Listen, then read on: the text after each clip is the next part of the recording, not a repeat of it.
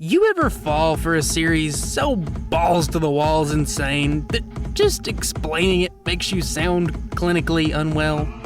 Yeah, that was me starting Deltarune and DanDaDan. At first glance, they couldn't be more different. The pixel art indie RPG versus a billion-dollar studio's seasonal anime. But even from Chapter 1, I've always had this weird impression that they're telling the same story. 4 teens tossed into a religious world of paranormal prophecy built around themes of friendship, freedom, and escapism, led by a possessed kid missing a part, a girl with hope crossed on her heart, a flamboyant wildcard, an actual angel, and yes, even a gamer. Somehow, it's as if creating stories this unhinged cause their plots to converge into a regular show-inspired singularity where seemingly everyday adventures devolve into pure distilled brain rot, yet inevitably end up turning things around with endings that slap harder than an Asian parent after a B-. So, it makes you want to ask, if 2 such shockingly similar, subversive, battle-centric stories ever came to blows, who'd be walking away with the gold? Alright, now here's the deal. When discussing one of these old-school Total War style matchups like this, things can get complicated real quick without some basic ground rules, such as who's on the team or what items they get. That's why today, I'm gonna break it down for you into 2 parts. Who would win in your standard empty field, no prep 4v4 lobby? Then we'll talk who wins if you give them absolutely everything. And for those who stay to the end and hit that big red button, I'll briefly discuss a hypothetical end-of-series Occult Club versus a Chapter 7 Delta Warrior crew, just to hit all the bases. Of course, it also goes without saying, since DanDaDan and Deltarune aren't as of yet still incomplete series, just assume everyone is at whatever their prime power levels were in the first 4 Deltarune chapters or the first 200 DanDaDan chapters, respectively. This avoids things like Noelle and Gigi being nerfed, or Okarun just not having powers anymore in the current manga. With all that out of the way though, let's kick this off with the face of these teams. Kris versus Okarun. In a broad context, these 2 might not be their team's heaviest hitters, but they set up a strong baseline for future power levels in their series. Kris is a character who faced off against the likes of El Nina and Spamton Neo, who casually throw around building level attacks off of sheer scale. And Kris himself can somehow manage to throw glass bottles at literal Mach 1 speeds, like an echo of Chapter 1 Susie blitzing sound waves from Ralsei's complaining. On the other hand, we have Okarun, a guy who can box with aliens wielding building-busting space weapons or roided-out mantis shrimps. For the most part though, speed is Okarun's main gimmick, thanks to his yokai spirit, Turbo Granny, who runs at exactly 100 kilometers per hour. No faster, no slower. Now, while you could totally argue that both characters get even stronger from there, with Okarun training his body to unlock speeds beyond Turbo Granny via telephone wire mode, or Kris just blatantly leveling up between arcs, because most fights in these series are unique team battles where our heroes use tricks and tactics to win rather than just brute force, scaling them beat for beat with previous foes isn't always the most accurate. So, just keep it in mind, these 2 could be way stronger if you're charitable with your comparisons. Frankly though, I'm brushing over the numbers quick here, cause I don't think the raw stats are where you'll find your answers for this matchup. Cause while Okarun's possession from Turbo Granny is pretty much the standard anime protag package, straight hands, no cheats, Kris's possession is from a much more complicated entity. You, the player. For those who haven't played Deltarune, one of its main focuses is to continue the meta-narrative set up in its sibling story, exploring the relationship between players and gaming. To do so, developer Toby Fox made the player and their mechanics a diegetic canon part of the Deltarune world, granting Kris a ton of wacky abilities to punch way above their weight class. The most important of said abilities in a typical fight is the save and load system, allowing Kris to create save states, frozen snapshots of the universe that they, or the player, can access at any point, including after death. It's like having a cosmic undo button, a button Kris uses so precisely that they can restart an entire boss fight from turn 1 upon defeat instantaneously, making them effectively immortal by any conventional standard. Meaning, even if Okarun was many times stronger and faster than Kris, which is a serious claim for someone who's debatably getting packed up by a Toyota Corolla, infinite attempts mean a 1% chance of victory becomes a guaranteed 100% after enough trying. And let's not forget, Okarun's yokai abilities are hampered with a heavy limitation of only 2 all-out uses per fight before he's completely drained. With the drawback that bad, Kris could legitimately win without even attacking. Meanwhile, the player brings no such downsides and provides lots of other niche benefits too, including buffing every party member with new abilities, making spiritual light to seal the dark, and, my favorite, sharing memories with Kris. This means the player could, at any point, theoretically give all their knowledge of DanDaDan to Kris, just like what happens when we reference Undertale through Kris, despite Kris themselves never experiencing Undertale. It's sort of like Kris getting a free YouTube tutorial on how to beat anyone in fiction, as ludicrous as that sounds. So, while Kris isn't the strongest party member by any respects, they're undoubtedly the most dangerous and useful player on the Deltarune team. Susie vs. Momo, undoubtedly the fight of the fan favorites. But as combatants, their roles are opposites to their leading counterparts, as Susie is the Lancer fan club's professional face muncher, with the only thing really setting her apart from Kris being her healing magic or the obvious lack of player control. And while I love Susie, in a fight as all-encompassing and esoteric as this, she's mostly relegated here to a walking block of building-busting stats. By comparison, Momo is the Occult Club's go-to hacks, cheat, strategy character, carrying all the team's win conditions on her back. And that's because Momo's powers as a spiritual medium are sorta like putting all the anime powers into one character.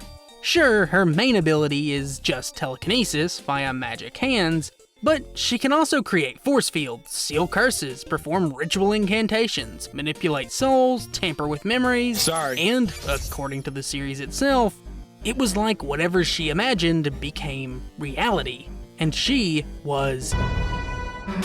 From a lore standpoint, Momo Ayase is clearly being built up as an unrealized reality warper who can create new powers on the fly. A concept that's only further explored through in-universe mechanics like the power of words, where naming spiritual attacks makes them more powerful. And, I mean, come on, this lady learned the Tri-Beam. If you're still doubting her variety, it's only gonna end bad for you. Momo's biggest weakness is that she's still quite frail and slow, even compared to her teammates, requiring a lot of prep to make the best use of her wide toolkit. So Momo would actually be most effective against the opposing team leader, Kris. Specifically, in Chapter 75, Momo uses a special chant to temporarily banish a strong spirit to an alternate dimension. If this quote-unquote pomade spell was used on Kris, who is the vessel for 2 such spiritual entities, it's possible that Momo could sever the player's connection to Kris, or poof away their soul entirely. This could nerf or outright permadeath Kris, although since Kris or the player aren't exactly corporate-approved evil spirits, this may just do nothing. But honestly, even if it doesn't work, Momo's ability to directly grab auras and souls with her telekinesis may still restrict some of Kris's possession powers, like what happened to Turbo Granny. And the pure fact that Momo is one of the very few characters who could even arguably counter the Fun Gang's saving power is a huge plus for her team. Ralsei vs Gigi, though, is probably the fight I have the least to say about. Ralsei is undeniably the weakest of the Prophecy's original 3 heroes, to the point of often getting memed on by the fanbase for it. And while I think Ralsei is definitely stronger than he gets credit for, after all, the guy fought Spamton, Jevil, and a Titan, at the end of the day, Ralsei is still the team's support. He's got the lowest HP, the best healing magic, and the obligatory status move. It's all there. Unfortunately, those aren't great qualities when you're running the ones with someone like Gigi. Now, Season 2 spoilers inbound here, but unlike Okarun and Aira, who were possessed by relatively chill yokai, Gigi gets taken over by the Evil Eye, a mountain spirit so malicious that its special power is unironically causing people to commit self-delete just by looking at it. This is why mountain yokai like the Evil Eye are often considered godlike beings compared to your average spirits like Acro Silky or Turbo Granny. And that's before ever mentioning Evil Eye's host, Gigi, who, unlike the rest of the Occult Club, is an ultra prodigy, both physically and spiritually, making Gigi one of the rare few who can use some abilities without the need for transforming. Fun fact, this is how Gigi learned the Kamehameha. He's just that talented. Turbo Granny even outright says Gigi is a better vessel than Okarun. So combining a stronger yokai with a stronger human clearly should make the team's strongest fighter. Except there's one important detail missing from that assessment. Just like Ralsei, the Evil Eye is young, at least compared to its team. Ralsei was essentially created overnight, with no friends or life, trapped in the dark to follow an ancient prophecy. The Evil Eye, in turn, was also a trapped child who knew nothing of the world and only wanted friends. This leaves Ralsei, but more importantly Evil Eye, to still be learning or developing his powers with an ultimate potential that Turbo Granny says will one day make him an unstoppable mountain yokai.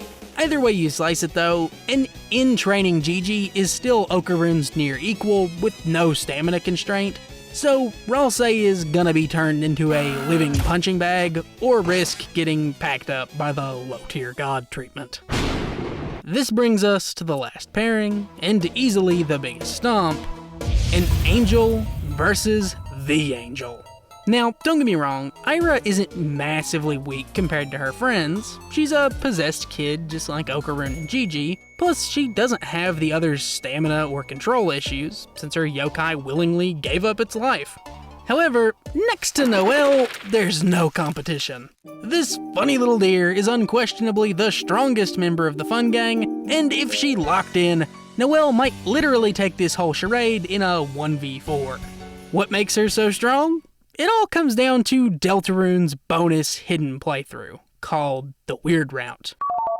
In this version of the story, the narrative branches sometime during Chapter 2, with us, the player, making a series of progressively darkening choices that eventually leads us to manipulating this innocent deer girl into being the only party member who actively offs people.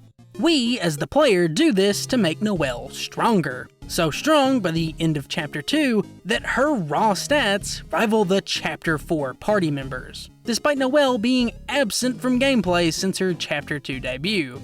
More importantly though, Noelle is the only party member to actually master Deltarune magic, with her signature spell, Ice Shock, being an authentic magical ice attack. This word, magical, isn't used to describe any other party member's spell, and it's different from those normal spell attacks because Ice Shock ignores durability in its damage calculation, dealing a fixed amount of spiritual ice damage directly to an enemy's HP, based only upon Noelle's magic stat.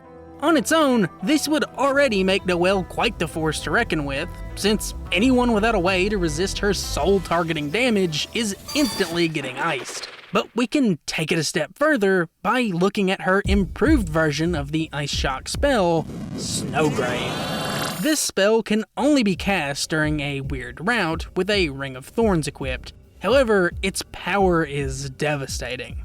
a single use of this attack was enough to one-shot Berdly, a lightener like Susie and Kris, who fought the Fun Gang and compares to their feats. Keeping this in mind, only 2 other characters in all of Deltarune have successfully insta-killed a party member level character. And considering that Team Occult Club is already struggling to beat those party member stats, one snowgrave might just be Mariah carrying this whole squad to victory. Which is kinda my whole verdict for the main 4v4 in general. Kris's intense player-based abilities, combined with Noelle's insane freeze power, are already enough to make the battle incredibly lopsided, to the point that GG Aira and Okarun might as well stay home, since the only way they're winning is with Momo. But even with the stupid amount of powers she has, Momo can't suppress Kris's soul and fight at the same time. Plus, her pomade ritual is a one-time use, since it requires 10 times the amount of chance upon every consecutive attempt. So, Momo could maybe deal with one, but never both. However, for the hardcore fans, that still leaves us with one last question. Yeah, if you haven't experienced both of these stories, you'd probably think I'm on something pretty wild, but among all the wacky shared connections in these stories, seeing a mecha kaiju boss fight halfway through the plot, led by the team's resident gamer, was not on my bingo card. But if we're trying to give both teams their full equipment, this is where everyone's ending up. And fortunately, the answer here is a bit more obvious. Deltarune's Thrash Machine and DanDaDan's Nanoskin Mech are basically equal amounts stronger than their original party, as Berdly's Thrash Machine can parry a massive baseball thrown at Mach 5 ablation speeds, requiring many kilotons of force, while Kinta's mech can throw around and slam a giant monster suit with force anywhere in the hundreds of tons to low kilotons. So realistically, a fight between their kaiju-slaying mechs comes down to their unique abilities, which in a straight fight seems pretty clear that Team DanDaDan has the better mecha. Its spiritually adaptive nanoskin body means it can absorb the powers of anyone inside to gain new abilities or restore its energy, flipping the stamina weakness back onto Deltarune, as the Thrash Machine has limited HP and battery life. Plus, the Occult Club was blessed with access to the Thrash Machine's one and only Achilles heel: detachable hands. But that answer is also missing one important piece of context: the party members themselves. Sure, Berdly might get his feathers folded by Kinta if they duked it out 1v1, but the Thrash Machine is supported by a complete Chapter 4 Fun Gang, the same group who overcame scripted losses via saving, alongside a snowgrave Noelle who was absent during the Thrash Machine's original fight. This being the same Noelle who likely surpasses or rivals the Thrash Machine on her own, it's not hard to see how things could quickly turn around, and heck, that's before ever mentioning we've not seen the Thrash Machine in 2 chapters. So modern Kris, Susie, and Ralsei, who fought a massive, albeit incomplete Titan in their basic soul-amped forms, might just surpass the Thrash Machine altogether by this point. Plus, while I told you about the material that built up Kinta's mech, I never mentioned that Team Deltarune's mech is made up of Darkners, a magic group of sentient items brought to life by spiritual darkness. So, as their heroes of legend, the Fun Gang have amassed a whole army of these guys, with well over 4 times as many now as were once used to make the OG Thrash Machine. This includes nearly every final boss, every kind of support, and super bosses like Jevil or Sham, who are basically just as strong as a normal party member. The worst part for the Occult Club here, though, is that Darkners are literal inanimate objects, like playing cards or plushies, meaning Kris and co. are usually just carrying these guys into battle on accident. For example, it'd be extremely out of character for the Fun Gang not to have Darkners like Jevil, Spampton, Lancer, or Rules in their literal back pocket. Now, if we're giving all that to Team Deltarune, I'm sure you'd also want to include characters like Mr. Mantis Shrimp, Saint Germain, Rin, and I mean, the Occult Club's got a whole other best girl kaiju on their team, so surely having 2 Megazord level fighters could turn the tides. But considering that the Fun Gang also have their own kaiju best girl in tow, things basically fall back to the Fun Gang having a literal army, while the Occult Club has a classroom. And that's all ignoring the real ultimate trump card of this video, Dark Fountains. Berdly, Noelle, Susie, or Kris can, at any point, channel their version of spiritual energy, called determination, into a sharp point, then unleash endless darkness upon the world, creating a Titan. These Titans, as infants, can massively regenerate HP and are likely nearing or surpassing the Mecha tier in strength. And it's not even out of character for the Fun Gang to try and do this either, considering 3 of the 4 characters mentioned have tried or succeeded at opening Dark Fountains, probably because they're the only ones who can seal them up via Kris's soul. So, in a Total War concept, the use of Dark Fountains would fully cement a win for Team Deltarune. Of course, at that point, the only thing left to talk about would be endgame scaling for both, and while I'd like to hope this stays close and debatable for years to come, as of now the general progression of these franchises seems to be leading in slightly different directions. Momo will likely master and unlock her so-called infinite power, and she has plenty of hype statements about threatening the entire Earth, if not maybe reality itself, by taking those I can do anything claims to their utmost extreme, whereas Deltarune's prophecy lays out the exact events that will occur in the plot with no deviation. So we already know that full-grown Titans will destroy the Earth in an event called the Roaring. Then the 3 heroes will appear at World's Edge to banish the Angels' Heaven, which, if not stopped, will consume the universe in darkness.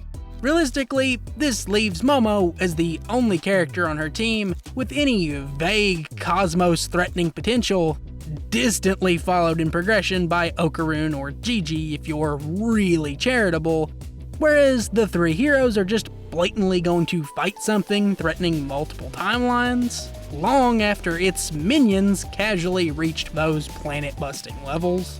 It's also very likely that Noelle, or the player, are this so-called angel from the prophecy, giving them scaling to it as well, even if we ignore that any Lightner here can spawn the angel on demand by spamming Dark Fountains. So yeah, no matter how you spin it, Team Fun Gang's abilities just hard counter the more grounded arsenal of the Occult Club, while probably outstatting them too. So my money's on the Fun Gang, bringing home the gold. And that's all for today. Thanks, everyone.